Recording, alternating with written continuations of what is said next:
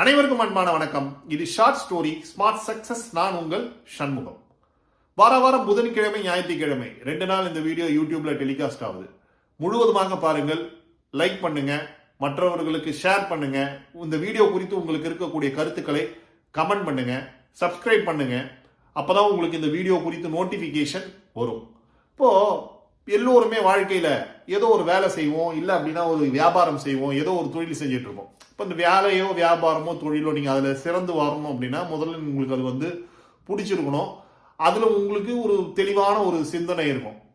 இருந்ததுன்னா, அந்த தெளிவான சிந்தனை இருந்ததுனா தான் அதில் ஜெயிக்க முடியும். துரோணாச்சாரியார் அந்த வில் வித்தைக்கு பெயர் போன அர்ஜுனனுக்கு ஒரு டெஸ்ட் ஒன்று வச்சிருப்பார். நம்ம எல்லாருக்குமே தெரிஞ்ச அந்த கதை தான். அர்ஜுனனுக்கு அந்த பறவையினுடைய கண்ணு மட்டும் தெரியும்.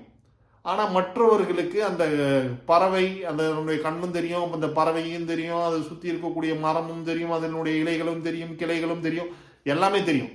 ஆனா அர்ஜுனனுக்கு அந்த பறவையினுடைய கண்ணு மட்டும்தான் தெரியும். That is called focus. அந்த ஃபோக்கஸ் இருக்கக்கூடிய மனிதர்கள் மட்டும்தான் அவர்கள் செய்யக்கூடிய தொழிலில் வேலையில் ஜெயிக்கிறாங்க. அந்த மாதிரிதான் அந்த ஃபோக்கஸ் இருக்கணும். அப்படின்னா நம்ம எப்படி இருக்கோம், யாருக்கு இருக்கோம் அப்படின்னு சொல்லிட்டு ஒரு சின்ன விஷயத்தை மட்டும் பார்ப்போம். ஒரு பொண்ணு ரோட்டில் நடந்து போயிருந்தது. நடந்து போயிட்டு இருக்கப்போ அவங்கள ஒரு வாகனம், ஒரு கார் இடிச்சிச்சு. இடிச்ச உடனே அந்த பொண்ணு கீழே விழுந்து ஒரு காயெல்லாம் பட்டு உடனே ஒரு போலீஸ் வராங்க. வந்துட்டு விசாரிக்கிறாங்க. என்னம்மா ஆச்சு அப்படின்னா, இந்த மாதிரி என்னை ஒரு வேகமாக ஒரு கார் இடிச்சிட்டு போயிடுச்சு. இப்போ கார் இடிச்சுட்டு போச்சு, அந்த காருடைய அடையாளத்தை சொல்லுமா, என்ன கலர் காரு, அந்த காருடைய வண்டி நம்பரை பார்த்தீங்களா அப்படின்னு சொல்லி கேட்குறப்போ அந்த பொண்ணு பயங்கர கோவப்பட்டு என்னங்க நீங்கள் என்னை வேகமாக இடிச்சிட்டு போச்சுன்னு சொல்லி சொல்கிறேன், வேகமாக இடிச்ச காருக்கு எப்படி நான் போய் பார்க்க முடியாது, கலர் கூட எனக்கு ஞாபகம் இல்லை, வண்டி நம்பரெல்லாம் நான் எங்கே நோட் பண்ணுறது, இல்லைம்மா நீ ஏதாவது ஒரு அடையாளம் சொன்னாதானம்மா நாங்கள் எந்த வண்டி உங்களை இடிச்சுது, என்ன பண்ண முடியும் அப்படின்னு சொல்ல முடியும் அப்படின்னோடனே அந்த பொண்ணு சொல்லிச்சான். ஆமாம்ல, கரெக்ட், நீங்கள் கேட்குறதும் கரெக்டு தான். இப்போ தான் எனக்கு ஞாபகம் வருது, அந்த காரை ஓட்டிட்டு போனது ஒரு பெண்மணி ஓட்டிட்டு போனாங்க. அந்த பெண்மணி பார்த்தீங்க அப்படின்னா அரக்கு கலரில் பார்டர் வச்ச ஒரு புடவை, மஞ்சள் கலர் சாரி, அதுக்கு மேட்சிங்காக ப்ளவுஸ் போட்டுருந்தாங்க. நெத்தியில் நல்ல அதே மாதிரி ஒரு அரக்கு கலரில் ஒரு நல்ல ஒரு குங்குமம் ஒன்று வச்சுருந்தாங்க. கையில் 2 கையிலையுமே 2 ஜோடி தங்க வளையல் போட்டிருந்தாங்க. ஒரு மோதிரம் ஒன்று போட்டிருந்தாங்க. கழுத்தில் அது இல்லாமல் ஒரு செயின் ஒன்று இருந்தது. இதுதாங்க அதனுடைய அடையாளம் அப்படின்ச்சான். இப்போ இந்த கதையை நம்ம ஒரு விளையாட்டா யோசிச்சு பார்த்தோன்னா கூட, இந்த நிகழ்வை ஒரு விளையாட்டா யோசிச்சு பார்த்தோன்னா கூட, யார் ஒருத்தருக்கு எந்த இடத்துல விருப்பம் இருக்கோ அந்த அந்த விஷயத்தை நம்ம கவனிக்கிறோம் அப்படின்றது தான் இங்கே கூர்ந்து புரிந்து கொள்ள வேண்டிய விஷயம் இதுதான். இப்போ நம்ம சொல்லுவோம் இல்லைங்களா, நார்மலாகவே நீங்கள் எதை தேடிக்கொண்டிருக்கிறீர்களோ அது உங்களை தேடிக்கொண்டிருக்கிறது. நீங்கள் எதை தேடிட்டு இருக்கீங்களோ அது உங்களை தேடிட்டு இருக்குன்னா, நீங்கள் எந்த விஷயத்தை பார்க்குறீங்க, எதை உங்களுடைய மனசில் நீங்கள் இந்த பிரபஞ்சம் பெருசு, சுற்றி இருக்கக்கூடிய உலகம் பெருசு. இந்த உலகத்தில் நீங்கள் எந்த ஒரு விஷயத்தை பார்க்குறீங்களோ அதில் உங்களுக்கு எது பிடிச்சிருக்கோ அதான் உங்கள் கண்ணுக்கு தெரியும். அதே மாதிரி தான் ஒருத்தர் ராணுவத்துக்கு வேலைக்கு போகணும் அப்படின்னு சொல்லிட்டு போனாராம். அவர் ஃப்ரெண்டு கேட்டிருக்காரு, என்ன பண்ணி ராணுவத்துக்கு வேலைக்கு போகிறேன். ஆமாம்பா, எங்களுடைய தலைமுறையே ராணுவத்தில் தான் வேலைக்கு போன தலைமுறை. எங்கள் தாத்தா ராணுவத்தில் இருந்து தான் இறந்துட்டாரு. எங்கள் அப்பாவும் ராணுவத்தில் இருந்து தான் இறந்துட்டாரு. நானும் ராணுவத்துக்கு தான் போகிறேன் அப்படின்னோடனே அந்த கூட அந்த ஃப்ரெண்டு கேட்டாரா, என்னடா எல்லாருமே ராணுவத்தில் செத்துட்டாங்கன்னு சொல்கிறேன், நீ ராணுவத்துக்கு தான் போகிறேன்னு சொல்லி சொன்னோடனே இந்த ஃப்ரெண்டு இந்த ராணுவத்தில் சேரக்கூடிய நபர் அந்த அவருடைய ஃப்ரெண்டு கிட்ட கேட்டாரா, உங்கள் தாத்தா எப்படி இறந்தாரு, எங்கள் தாத்தா படுத்துன்னு இருக்கப்போ இறந்துட்டாரு. உங்கள் அப்பா எப்படி இறந்தாரு, எங்கள் அப்பாவும் படுத்துன்னு இருக்கப்போ இறந்துட்டாரு.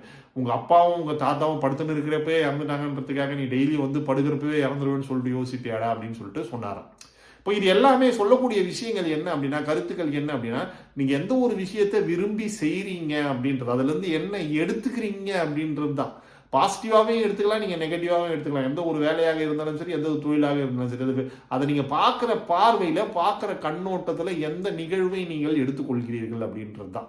அப்போது நம்ம ஜெயிக்கணும் அப்படின்னா, அதாவது நீங்கள் செய்யக்கூடிய வேலையிலையோ செய்யக்கூடிய தொழிலையோ நீங்கள் மிளிரணும் அப்படின்னா, அதில் நல்ல ஒரு ஷைனிங்கான ஒரு லெவலுக்கு வரணும் அப்படின்னா, முதல்ல நீங்கள் அதை விரும்பி செய்யணும். அதை விரும்பி செய்யணுன்றப்போ நீங்கள் அதில் பார்க்கக்கூடிய விஷயங்கள், அதில் உங்களுக்கு ஒரு தெளிவான ஒரு ஃபோக்கஸான ஒரு பார்வை இருக்கணும்.